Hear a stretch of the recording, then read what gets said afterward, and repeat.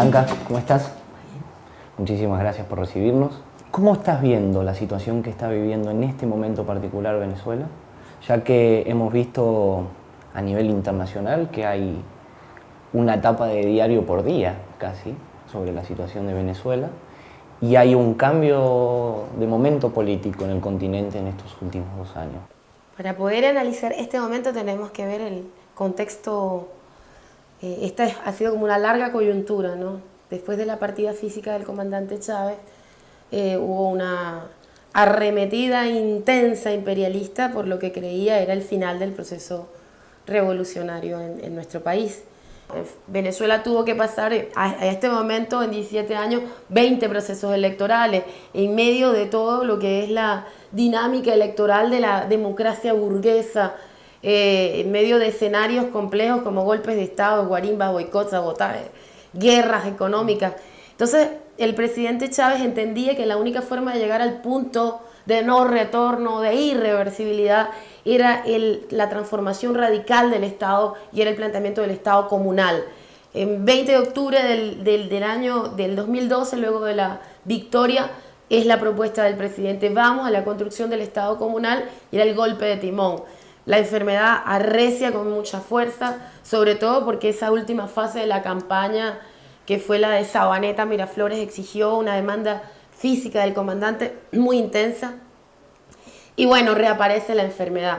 Pero Chávez no solamente logró esa victoria, Chávez y el pueblo venezolano, del 7 de octubre del año 2012, sino que el 8 de diciembre, en medio de ya el escenario más duro de la enfermedad, los vuelve a derrotar. Viene y garantiza la unidad y la continuidad del proceso. Y dice: desde mi corazón, Nicolás Maduro, pleno como la luna llena, para comprometerse en esta decisión y garantizar que ningún debate subalterno pudiera dividir las fuerzas de la revolución. Y él entendía que el escenario de amenaza tenía que ver con todo ese modelo de mundo unipolar que iba a intentar doblegar a Venezuela. Así que era clave tener allí a un hombre que viniese de esa visión geopolítica bolivariana.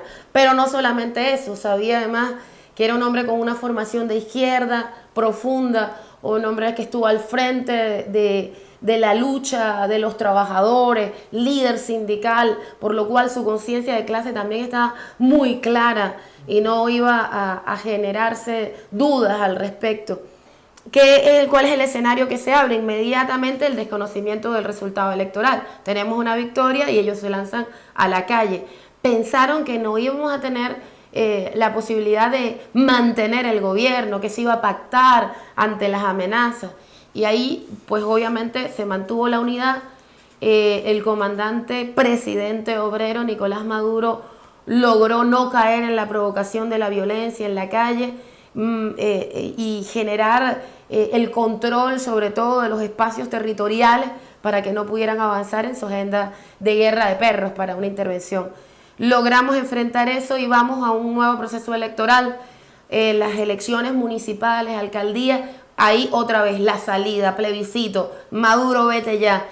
En medio de una guerra económica que se había intensificado y de un bloqueo financiero gigantesco, logra el presidente Nicolás tomar medidas importantes y obtenemos una victoria de 76% de las alcaldías y más del 85% de los consejos municipales.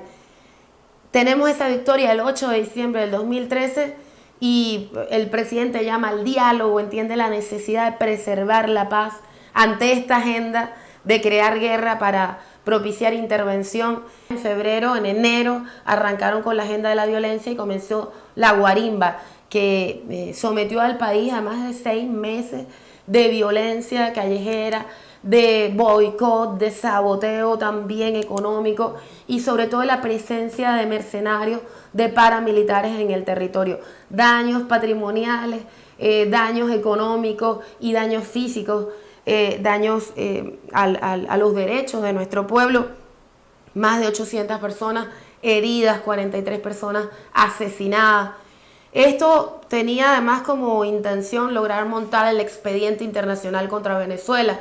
y a expulsar a Venezuela de Mercosur. Era claro que estaban tejiendo el expediente para el cerco a Venezuela, por lo cual salían artistas, ya no era solamente todos los noticieros y todas las editoriales de los medios, tanto en impresos como en redes, y las grandes cadenas, BBC, CNN, Reuters, todo. No, ahora además la industria del entretenimiento. Aparecíamos en el Oscar, en el Grammy, en todos con el SOS Venezuela, a pesar de que no pudieron obtener las imágenes de represión que ellos querían. Hay imágenes de, por ejemplo, el general Quevedo sentado discutiendo con los golpistas, con los en este caso guarimberos, tratando de llamarlos a la calma. No pudieron encontrar ninguna de esas imágenes, sin embargo, llenaron las redes sociales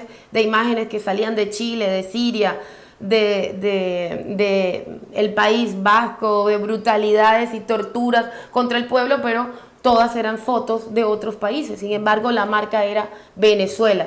Crearon e intentaron generar ese imaginario de violencia en Venezuela. Los únicos focos reales que abrieron en el país fueron en los sectores de las clases medias altas, donde efectivamente lograron montar las guarimbas. Se generó todo esto y en diciembre ya tenía el imperio los primeros decretos donde se responsabilizaba a las instituciones de violación de derechos humanos y se generaba todo una matriz que en el 2015 culmina con el decreto de Venezuela, amenaza inusual y extraordinaria contra los Estados Unidos, lo cual es un decreto de guerra. Ahí no hay ninguna duda, no es ni siquiera una amenaza. Este es el marco legal para una acción bélica en contra de nuestro país. Este es escenario intenso 2015, guerra económica, presencia paramilitar, violencia mercenaria, al frente de las bandas criminales, que es el nuevo ejército que tienen los Estados Unidos, así como tienen a las contratistas, la verdad operan de manera indirecta, en este caso a través del paramilitarismo colombiano y el control de lo que antes era delincuencia común y ahora son bandas organizadas y además formadas para el terror. Lo mismo que el Estado Islámico, entonces en estas operaciones que se hacen en nuestro territorio. En el 2015 esta violencia fue muy marcada. 2014 y 2015 hay dos acciones. En el caso del 2014, el asesinato del presidente del Consejo Municipal de Caracas, el compañero Otaiza, que además fue uno de los líderes del 4 de febrero, participó en el 27N, una muerte también brutal de una acción terrorista. Y también el diputado más joven que en la historia de la República llegó a ser diputado a los 22 años, el camarada Robert Serra, también en este intento de el crimen político encubrirlo con el tema de delincuencia común. En este caso metieron un montón de elementos para, además del crimen físico, el crimen moral. Es un símbolo de la juventud venezolana. No pudieron enmascarar su crimen, se descubrió que Álvaro Uribe Vélez estaba detrás de toda la acción, se pudo desmontar quiénes eran los paramilitares al frente de esta operación y quedó muy, muy claro la acción terrorista dirigida desde Colombia, que es lamentablemente el escenario base militar de los estados, no son las 7 bases que tiene ahí, sino toda la política diseñada para generar violencia en el continente. Así que Venezuela enfrentó en el 2015 la arremetida económica a través del contrabando de extracción, el boicot a partir del acaparamiento brutal, mecanismos donde se impedía no solamente la llegada de los productos que eran inmediatamente llevados a redes de contrabando, sino que además estos productos en algunos casos ni siquiera llegaban al país. Toda una estrategia de engaño montada por quienes tenían el poder económico, quienes estaban al frente de la comercialización y de la distribución de los alimentos, pero además un golpe brutal a nuestras divisas, y a esto sumaron además el impacto de una guerra a los precios petroleros. Entonces fue el escenario para pensar que Venezuela iba a hacer el fin de la revolución bolivariana. Vamos a un proceso electoral en medio de circunstancias muy difíciles y obtenemos como resultado una derrota electoral. Sin embargo, esta derrota significativa, pues veníamos de tener 18 victorias, la derrota, la guerra económica, la violencia paramilitar y sobre todo la agenda imperialista de ataque mediático internacional contra Venezuela era como ya el fin, lo que ellos asumían como el final de la revolución. Al revés de lo que pensaron, aunque el resultado electoral no fue adverso, se mantuvo una fortaleza del 40% en medio de circunstancias tan difíciles. Un 40% de respaldo a la revolución era también impensable para ellos. Y en medio de la derrota lo que se generaron fueron las primeras movilizaciones del pueblo, más bien llamando a la continuidad y todo el mundo más bien despertándose ante lo que significaba esta amenaza que en algún momento se había subestimado, ¿no? La llegada de la derecha al Parlamento en enero de 2016 estuvo justamente marcado por lo que iba a ser la agenda de agresión y de intento de destrucción de la institucionalidad de la República. En primer lugar, atacando violentamente los símbolos del proceso y los símbolos patrios. En este caso, la primera decisión del Parlamento fue expulsar a Bolívar del Parlamento y a Chávez. Tal vez se podía pensar que Chávez, pero Bolívar, es decir, hablar de Venezuela es hablar de Bolívar, es el fundador efectivo de la República, de la patria. Así que no es un acto de locura, era una agresión directa con el objetivo de crear la confrontación que ellos necesitaban en la calle, además de generar en los sectores que les son afines esa actitud violenta y en este caso con un carácter además de racista, fascista, misógeno, brutal, ¿no? El plan era una agresión brutal a partir además de poner en el tapete leyes absolutamente inconstitucionales sin que iban en contra de todo el marco jurídico de la República, pero además en contra de la razón y de la lógica. Por ejemplo, la ley que ellos querían de amnistía, que es una ley de impunidad, no solamente a los crímenes políticos que fueron reiterados, ¿sí? Era una ley para legalizar el contrabando, el narcotráfico, el asesinato, y no solamente era para ver los casos del pasado, sino los futuros. Sí, era una cosa absolutamente irracional, inexplicable. Pero claro, estaban yendo en contra de la posibilidad de un marco mínimo de estabilidad, de gobernabilidad y de institucionalidad, ¿no? Era el escenario que querían para la confrontación. Sin embargo, obviamente, lo que sí lograron es destruir el Parlamento, que fue una de sus tareas.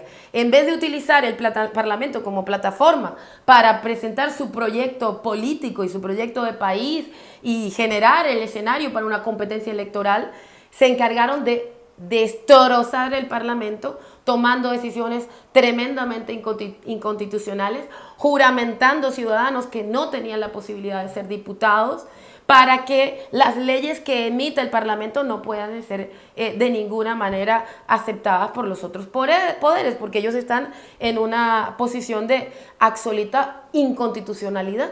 Entonces, bueno, este escenario ha tenido varios intentos de retomar las guarimbas del 2014, propiciaron saqueos y trataron de alimentar que el escenario de guerra económica exacerbara los ánimos de la gente, y para eso pusieron operadores de las bandas paramilitares a generar focos de violencia, y no han podido llevar al país a esta situación de violencia.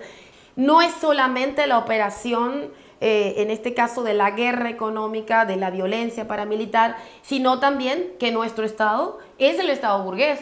Esto que nosotros teníamos como premisa con el golpe de timón, que era la transformación radical de nuestro Estado, porque en nuestro Estado convivieron lo que no termina de morir y lo que no ha terminado tampoco de nacer. El presidente Chávez, ante la imposibilidad de que esa estructura del viejo iba generando toda una dinámica que permitiera la construcción de lo nuevo. Y ante la existencia del viejo Estado estaba también el impulso a la organización popular, al Consejo Comunal, a la comuna, a todas las estructuras de poder del pueblo que fueran creando las bases del nuevo Estado. Ese es el momento. Ante ese escenario, lo que parecía el final del proceso se ha convertido en un inicio, y tal vez en un inicio donde podemos dar el golpe de timón que anunciaba nuestro comandante Chávez en el año 2012.